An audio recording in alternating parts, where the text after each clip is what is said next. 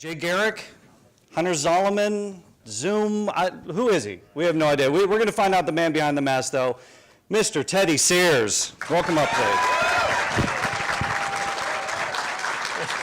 It's all for you. It's always so, sweeping back the curtain and like you're a magician or something coming out of the wizard himself. Thanks for showing up. I actually didn't expect anybody to come, and it's nice that a few people showed up, so this is great. Yeah.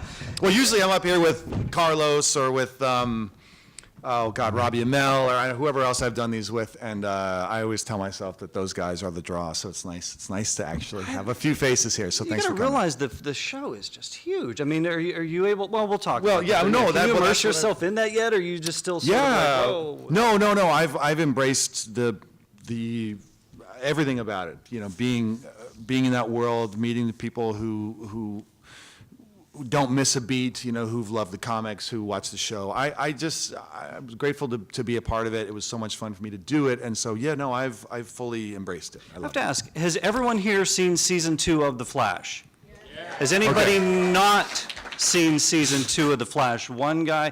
We're gonna spoil everything. Yeah, I'm sorry. There's not gonna be anything.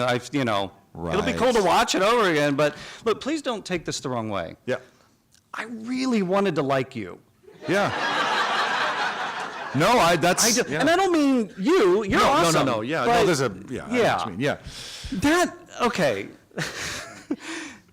Okay, we'll get into this, but boy, where do you go to just find? You really turned evil quick. Well, thanks. I mean, it's been a bit of a recurring theme is hey, I really liked you as Jay, and would have been happy to have seen you not make that change. That the reveal, I think, was it wasn't everyone's favorite thing because Jay is such a wonderfully iconic character, and to have that, to have that change happen wasn't everyone's cup of tea. But the other recurring theme is that people were like, "Man, I really didn't like you." You were a jerk, you were mean, you were nasty. And the name of the show is The Flash, so we know who's going to win. But we also needed, I think, listen, it's one of the highest compliments I can get for someone to say that, I really didn't like your work. I liked your work, but I really didn't like the guy.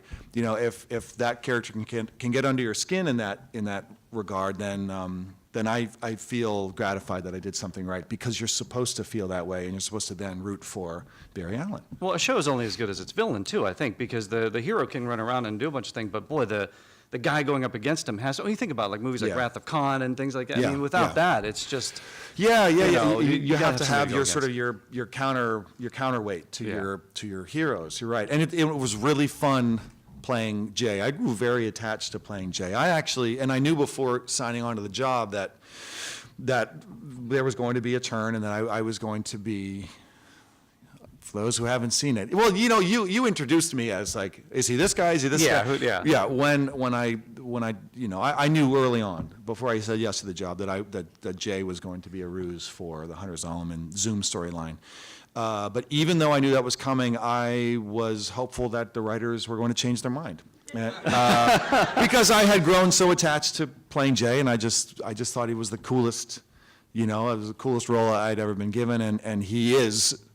He's the OG Flash, 1940. He's the man. So, but it's good. It was good to play good, and it was better to play bad. There's more Actors to do. Actors always say that. Yeah, there's so much more scenery to chew. There's more. Like you said, where did you go, or what did you do to?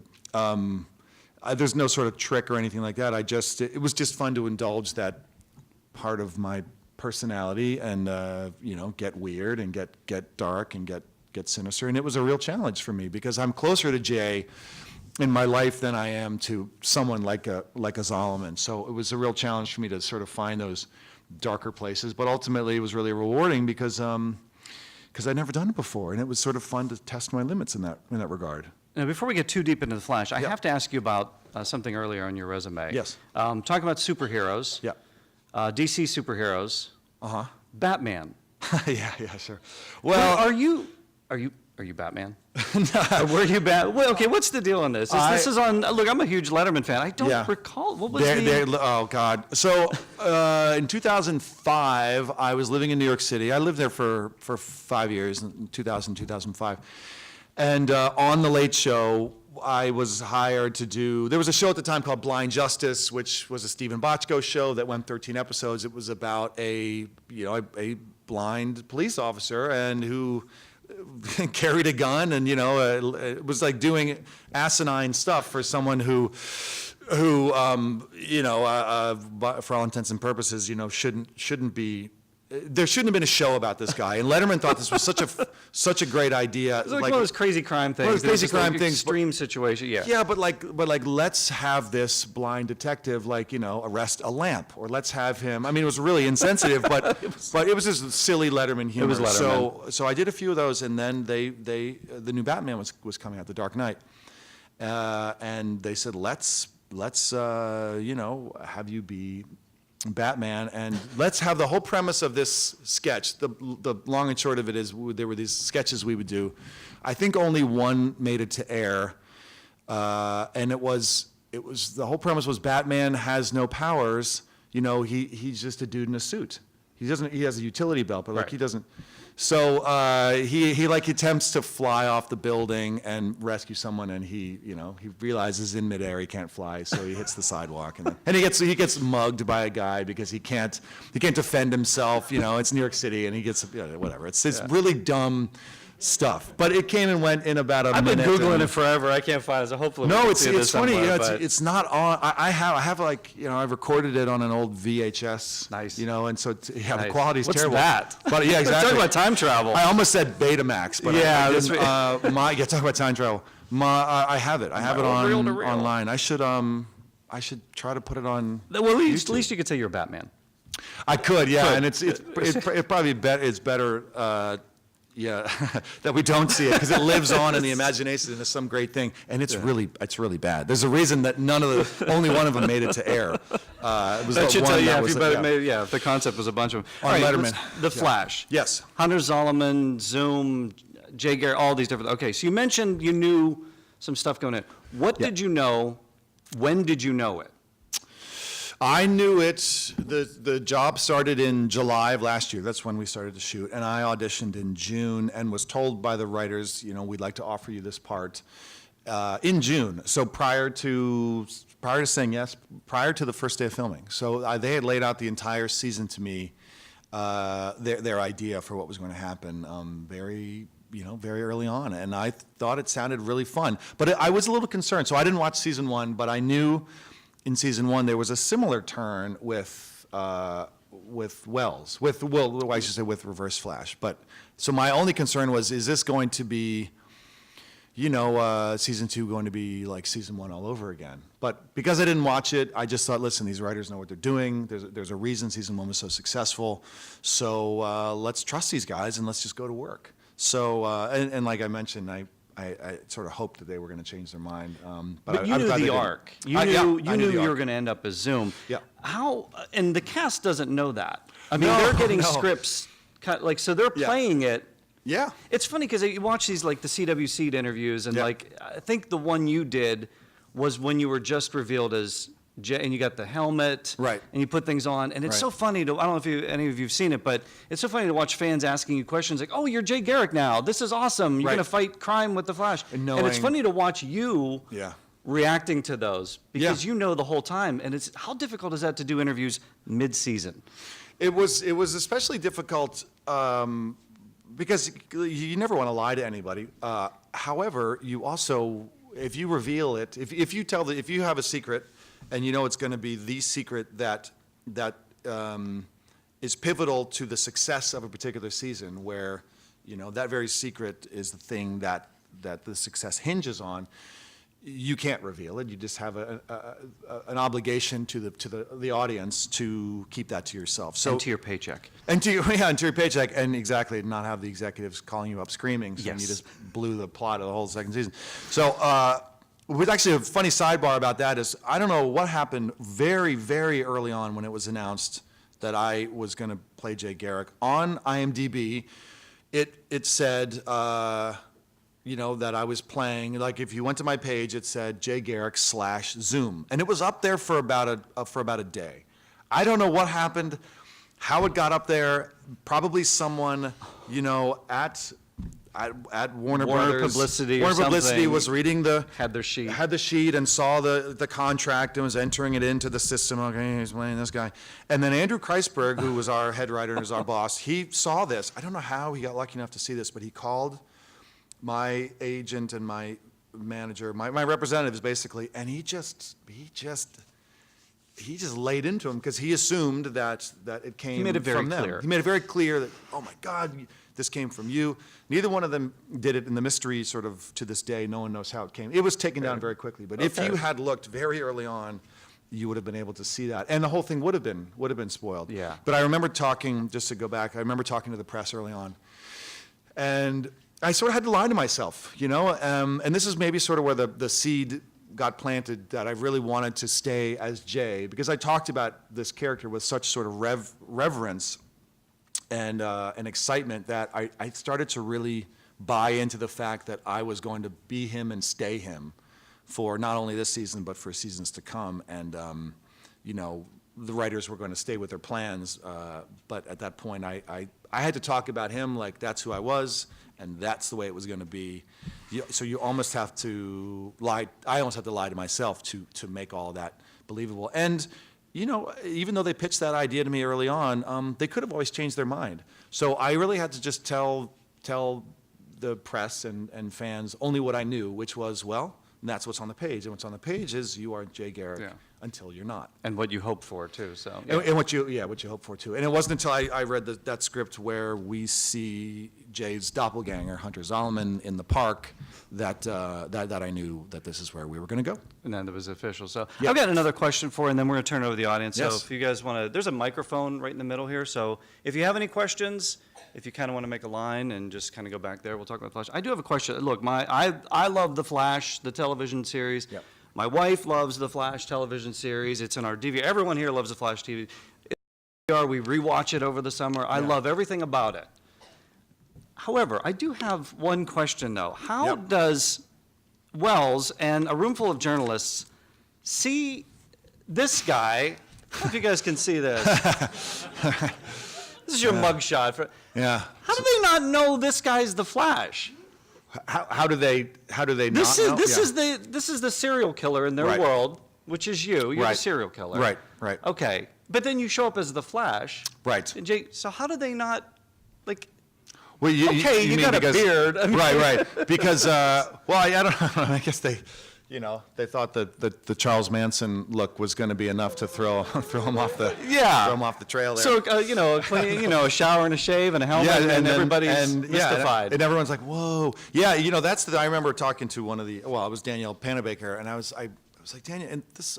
So if this is what they're saying in the script, wouldn't that mean? And she just stopped. She's like, don't pull that thread, because a lot of it. Yeah, okay. Listen, just don't ask too many questions. Hit your mark. Just hit your mark, say your lines, and go home. Cash the paycheck. And that doesn't mean fair enough. That doesn't mean don't care and don't ask questions, because we do all the time. But there were certain things. I mean, I get a lot of questions about, like, how could you kill the time remnant, but then isn't that a version of yourself? So you've just killed yourself, so wouldn't then you just be dead? Time paradox. Like, that actually makes a lot of sense, guys. But I tell you what, I learned very quickly, just trust the writers and don't go too deep. They're not as intelligent on Earth too, right? Maybe? Maybe, yeah. Like, Wouldn't that be funny? Like, the further out you go, the less intelligent. It's like You the don't movie get those Multiplicity. yeah. It's like, by the time you've done your 4th iteration of yourself, you're just getting, like, It gets the guy that's just drooling on himself. It's drooling on himself, right. Oh, so the Earth 52 is like, photocopies. don't even go to Earth 52. It's just They won't get anything. Yeah, out they won't there, get anything so. done. It's just all right, terrible. this is this question I had. I don't know if you thought about it. So, all right. Yeah. You want to take a few audience Oh, questions? absolutely, Let's take a few, yeah. go ahead. How you doing? Step up to the mic and we'll. Hey,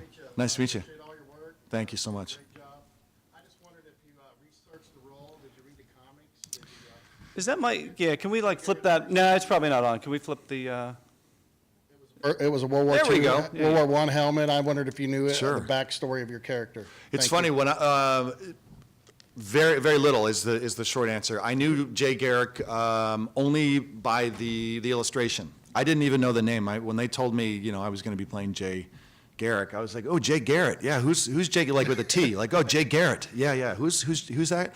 Then they told me, and I went online, and he's easily identifiable with the helmet, the wings, the lightning bolt, you know, the whole look. So I knew, once I saw that, oh yeah, I know who this guy is. But I didn't know the backstory at all. And then I reached out to the writers and I said, yeah, guys, you know, send me any materials you want me to take a look at. And they said, okay, listen, we're going to send you some stuff, but we don't want you to go and try to, you know, go too deep and mimic it, because he had been rebooted so many times since we first saw him in 1940 or 41, I don't remember. Right. But we were also going to be doing that Flash of Two Worlds cover, you know, in episode 2. So they sent me some Justice Society of America books, some stuff that Jeff Johns had done. So I got a feel for who he was in relation to the other characters and sort of where he fit into the world. But they were very quick to say, listen, we liked what you did in the audition. We really don't want you to stray too much from this thing you brought in. Have at it, go look at the other materials, but don't worry too much. So I did, I read some stuff, and I just kind of tried to trust my instincts as best as possible, and I was pretty happy with the results. But I looked, but I didn't. I thought you go brought crazy. him to life from the 40s. Thank you I so mean, much. Yeah. That's the way I always pictured him. Man, Real terrific. gentleman. Yeah. Everything.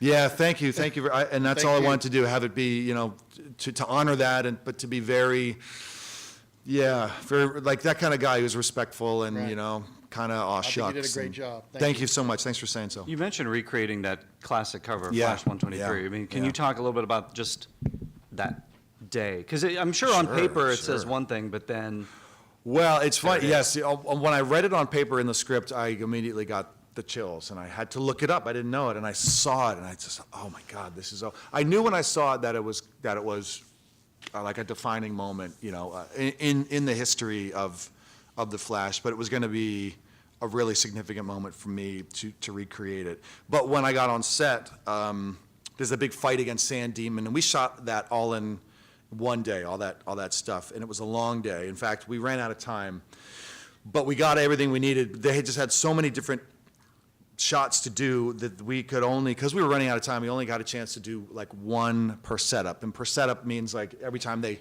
reset the lights and move the camera, and typically you get a few different takes because they got to try different things, they got to get it right.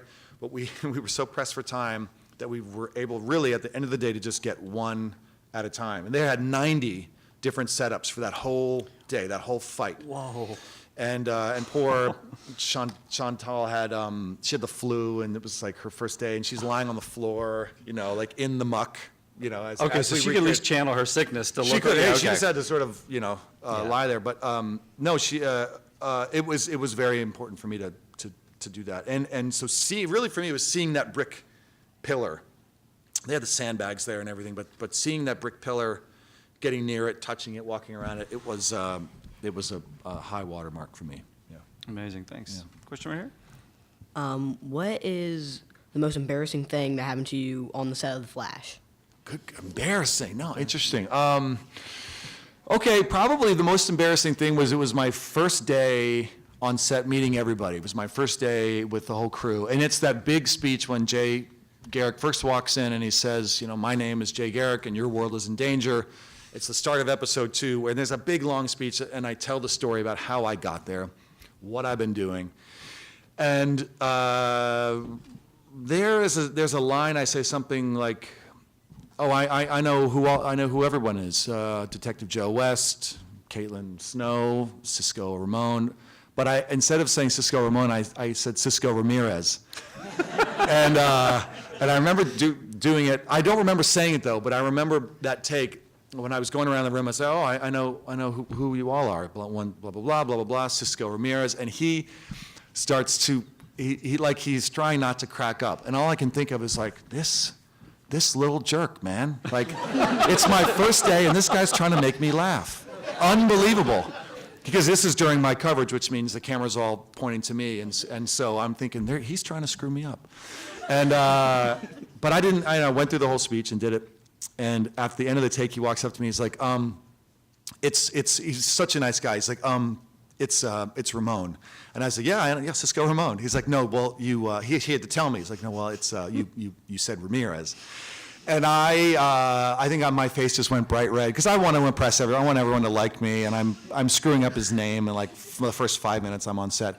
And the rest of the guys though got a big kick out of it. They started calling him Ramirez. As a nickname. So that was my most embarrassing, only because it was my first day, and I just wanted to fit in. You know, it's like being the first day at school, but you're the new kid, and everyone already knows each other. You know, you're looking at everyone palling around, and everyone's got a relationship already. But I will say I was welcomed with open arms, and I felt like I was a part of the group right away. And moments like that help break the ice. So It seems like a pretty fun set. it's I mean, between every take, there's singing and dancing and laughing and card games, and it really is the ideal place to go to work because you're getting to make comic book TV, and everyone happens to be fantastic at their jobs and really serious about it, and also as loose and kind a group as you're ever going to meet. So, Yeah, it was well-oiled terrific. machine. You're Well-oiled machine too, yeah. Yeah, exactly. very good. Next question? Yeah, pick that up. There you go. Yeah, I asked this yesterday about it, but at the end of season 2, we saw you get dragged off and turn into the Black Flash, Yeah. with it being the Flashpoint Paradox. Yeah. How much would you like to return and reprise your role as Black Flash, with it being you, or coming in during the Flashpoint Paradox as your doppelganger? Yeah, well, if Greg Berlanti, Andrew Kreisberg, any of the writers, if any of you guys hear this, you know, at some point after, I want to return 1,000%. Like, get me back on there yesterday. I really hope that they do it. It sounds like they want to. Andrew Kreisberg, I think, has even said in an interview that they... I have the quote here. Do you want it? Yeah. We love working with Teddy. This is from Andrew Kreisberg, your boss.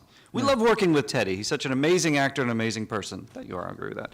And was so much part of the success of the show last season. There aren't any immediate plans for that, but you can't keep a good Black Flash down, so I'm sure we'll be seeing him in the future.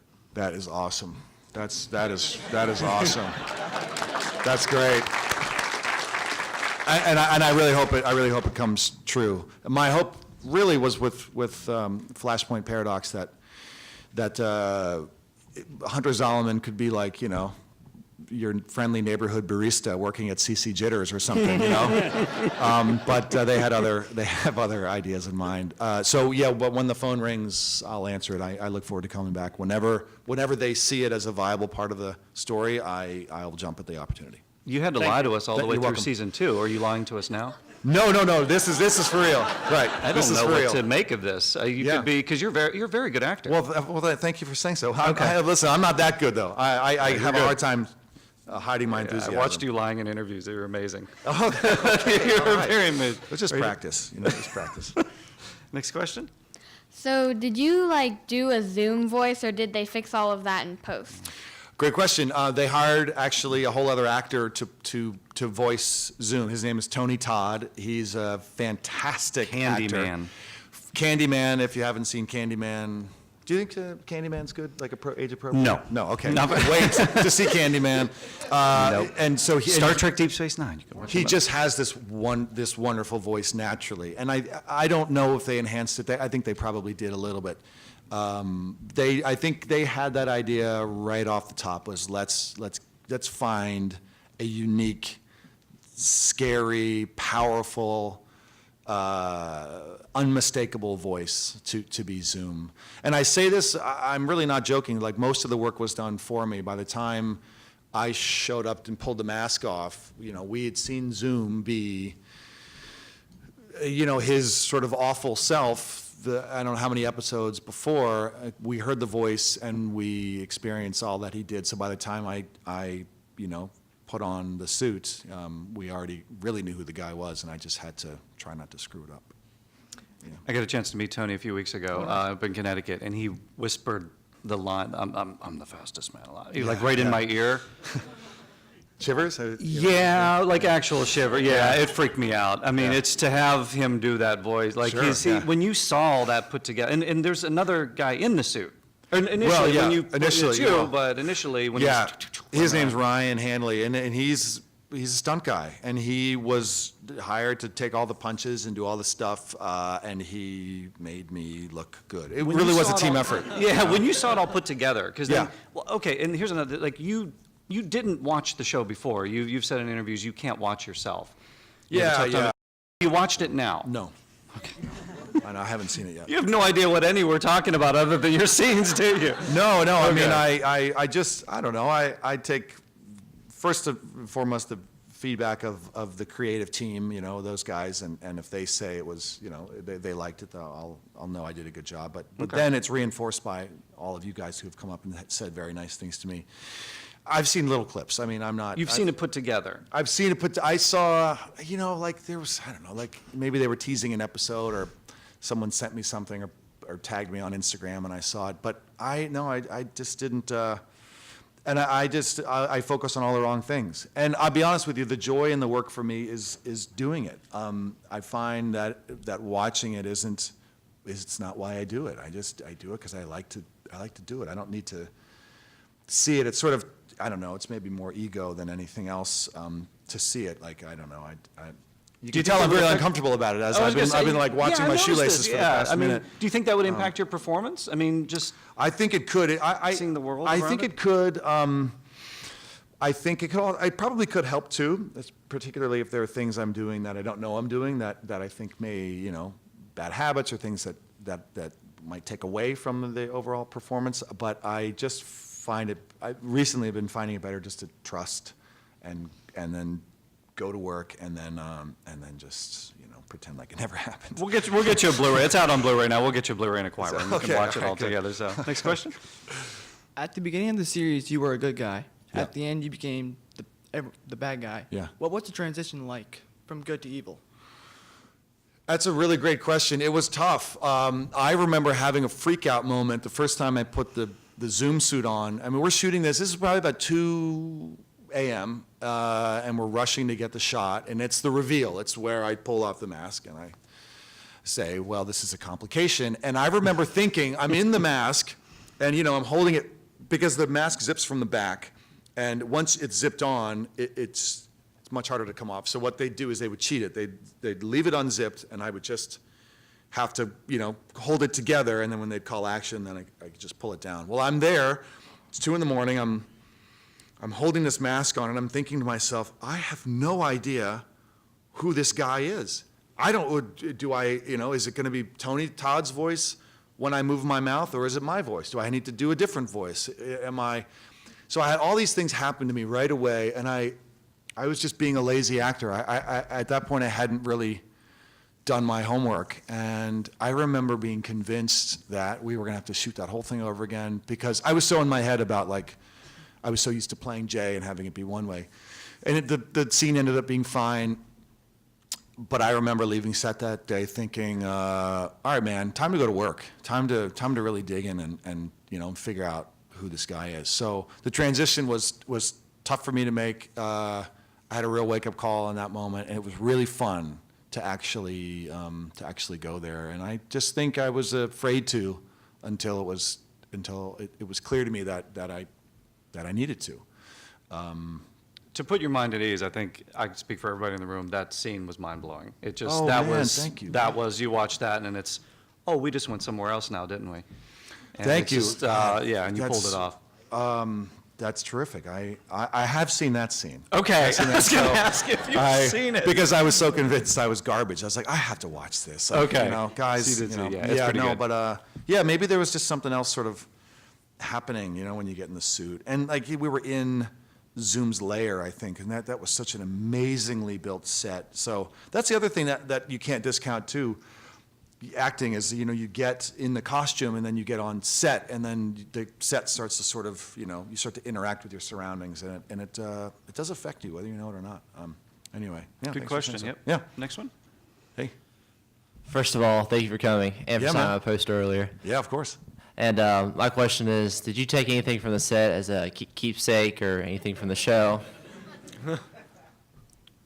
No.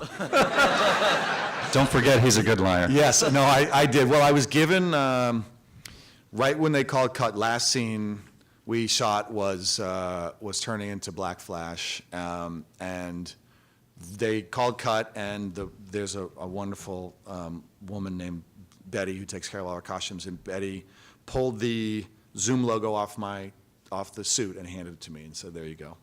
So I have that cool sort of, that lightning bolt at home. Oh, nice. And then, is that it? Yeah, there's, Jay Garrick's helmet might have made it back.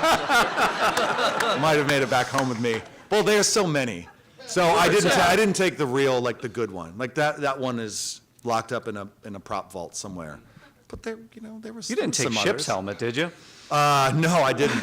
Chip still has his helmet, Yeah, right? and I didn't Okay. get to see him in his. I saw You that weren't there photo. on- I wasn't there on that Okay. day. Yeah, I didn't get to see him. See that. But I think that's it. I actually just emailed the costume designer because I would love Jay Garrick's jacket. I want that jacket. And there are multiples of those too. So if one of them goes missing, it wouldn't be the worst thing in the world. I don't see it happening, but I felt like.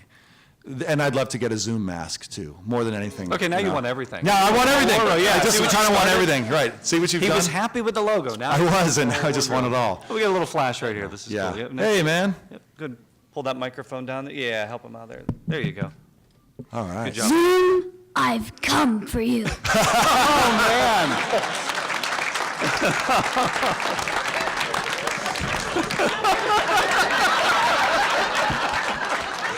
I love it. No question. That was it. I actually thought he was going to go up Yeah, there I and take did, you right? out for a second. Little dude's ripped. I know he is. Man. Hey, how you doing? Good job. So I thought you very well portrayed the character Jay Garrick, and Thank you. the costume was perfect on you, the helmet especially. But I was wondering, how did the helmet stay on so well, or did it constantly fall off? Great question. Again, it goes to sort of we had multiples. There was one they called the hero helmet, and that there's also a hero jacket. That term heroes used it refers to what they use in close-ups. It's sort of like the main helmet. So the main helmet, the hero helmet, was it was heavy. It was the real deal steel. I don't know what the hell they made it out of. It was just heavy. So, and I remember it's a good question because we had this big fight against Sand Demon. It's the first time we see Jay with a helmet, the suit. You guys are throwing down in this. I mean, Listen, seriously. we're Yeah. throwing down in that, but we had this fight scene choreographed. It was much longer, and what they didn't realize was this: we had never done a fight scene with a helmet before. We'd never done a fight scene with Jay Garrick before. So we go to show the director what we're gonna do, and the first punch that this guy throws, the helmet flies off. It's like I get punched straight on, and so the reaction is to throw my head back. Well, it hits the ground, and I was like, okay, we can do it better. Do it again, it hits the ground. No, you know what? I think I know what to do this time. Do it again, hits the ground, and so the director's like, we got to make up a whole new fight. So on the spot, we had to make up a whole new fight where the helmet wouldn't fall off. Meanwhile, the prop guys are trying to figure out how do we keep this thing on his head. So what they did was. Until they figured out exactly how to do it, initially they had a very thin piece of fishing line, and they would have it behind my ear, under my chin, and that's what would keep it on. And in post-production, they would sort of, if you saw it, and I never looked at the monitors to see. You probably. They sort of would scrub it out or whatever they wow. do. And then they figured out, to do it with the plastic helmet so it was much lighter. But we always needed that little bit of fishing line, especially if it was going to be something where there was going to be a lot of movement. Because standing still was fine, side to side was fine, up and down, if you tipped past a certain degree, it was on the floor. So it's little tricks. It took them a few episodes to finally figure it out, but once they did, it wasn't a problem anymore. But it's the things you learn that you don't think of until you're right on set and you realize, oh man. We need to fix this, And they did. It's an amazing crew there. So that's a good question. All right, thanks for coming. Yeah. Oh, thank you. Hi. At what point did you and the other cast members find out that you were Zoom, and did that ever lead to any awkward moments on set where you couldn't spoil anything? A really good question. It was very early on. One of my first episodes, I remember other cast members starting to say, "So are you Zoom? Like, who's going to be Zoom?" And I wasn't sure how to answer this. I think some of them went to the writers, like, and they found out, but it was early. So at first they didn't know, and then they did know. But I also was telling them, like, listen, they told me that I was going to be Zoom, the writers, but maybe they'll change their mind, because again, it's me like wanting to believe that I was going to permanently be Jay Garrick, and their characters shouldn't know. So yeah, exactly. Yeah, their characters shouldn't know, but one thing about the cast is that, I mean, you talk about such a professional group of people who can so easily separate, life from fiction. So they were fine knowing. I don't think anyone was worried about, like, listen, don't tell me it's not good for my character. I think everyone was like, they just wanted to know. No Jared Leto method No, acting or something. zero. They Yeah, I mean, just- not when you're singing and dancing and making up Yeah. songs in between takes. Yeah, it it's a light. very fun set. Yeah, good question. Next question. Got a couple more minutes here. My question's about 24. I'm a big 24 fan Yeah, also man. too. Yeah. So my question is I've read all the stories that you only get like that script, and do they take it back after they're done with that script in 24, or do you know what your character is going to go through the whole season in 24, or is it just, because I know the writers go one at a time and write that story, and it's mystery from day to day. And just so we know, this is 24 Legacy that's coming up February after the Super Bowl? Yep, it's going to air right Premiere? when the Super Bowl ends. Yep, on And Fox. you're the new head of the CTU? Yes. Okay. Yeah. So exactly. So for those who don't know, that's my Keith Mullins. Yeah, Keith Mullins. That's my job after Flashes. I'll be shooting 24 Legacy. So you know what? I don't know how it worked on the original. It sounds like they're doing it differently, because we shoot 2 episodes at once, and that's just because it goes faster. If you can reuse the same location and shoot everything out, it just makes it easier and cheaper and faster. Same directors, same writers, so it's the team who knows exactly what needs to get done and how it needs to get done. But I'll tell you right now, we're on episode 2. Episode 1's been shot, the pilot. We're on episode 2, and I have scripts for 2, 3, 4, and 5. So, and there's been no talk of, hand it back when you're done. I mean, everything's watermarked, so if it got out, they would know who leaked it or something. But I think it's unfolding the way all the other jobs have for me, which is, here's a script, and we'll keep updating you with different drafts. But there's been no secrecy, no craziness. It seems to be a pretty well-oiled machine right off the bat, and hopefully that translates to a good show. I like you in both shows, so I'm going to give you a chance. Thanks, man. Well, yeah. We have time for one more question, then you're going to have to get down and sign some autographs. Okay, that's right. Oh, yeah. So about American Horror Story, Yeah. You had one of the more violent and in the end awkward death scenes in that show.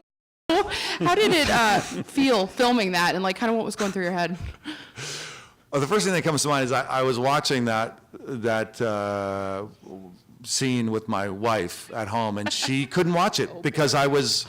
For those who didn't, I was in the first season of American Horror Story. I did 4 episodes, and Zach Quinto, the wonderful Zach Quinto, and I play a couple who had previously owned this house, which is now haunted. The new owners move in, and we are, haunting the house, and lots of flashbacks of how that happened. And yes, my death is extraordinarily grisly and violent. And filming it was really fun. I was so jazzed to be there among actors who I regard so highly that I was just trying not to screw it up. I sort of can't believe they let me in, and I was just trying to not be cast out as like a fraud. Like, how'd this guy get here? Get him out of here. Well, like when the actors are award winning or Broadway people. I don't know. I was in awe of everyone there. And yeah, it was a little, it was amazing how it translated to such a grisly death. But shooting it couldn't have sort of been more fun. I get thrown against the sort of the mantelpiece, but the mantelpiece is rubber. Okay. I didn't get thrown down the stairs. A stunt guy did, but the stairs are rubber, and it's sort of like the things you learn along the way. It's like, oh yeah, I can bang my head against this, and this will be fine. This won't leave a mark. It was really funny to watch my wife's reaction. She just couldn't. She was so upset, and I was like, honey, it's all bullshit. you know? Sorry, kids, yeah. But thanks for bringing that up, because it was such a wonderful thing to be a part of, and especially when it was in this first season and no one sort of knew what they were watching.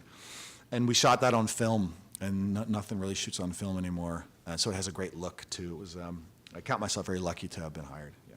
A lot of different projects. Well, we appreciate you spending some time with us here Thanks for today. showing up, everybody. I can't believe this. I thought maybe I'd have the first row. No, This is really cool. If you Thanks. have some more questions, you're going to be downstairs signing. Be downstairs, yep. For a little bit. Flash Season 2 on Blu-ray. We get to see all your great performances. Flash Season 3 premieres on the CW October 4th. Yep. Hopefully we'll see you in it. We'll Hope so. check with Andrew I would Greiser. I'd love to be part of it. My goodness, the great Teddy Sears. Thank you, everybody. Thanks for coming. Thank you very much. This is amazing. I can't believe everybody came. This is crazy. Yeah, thanks.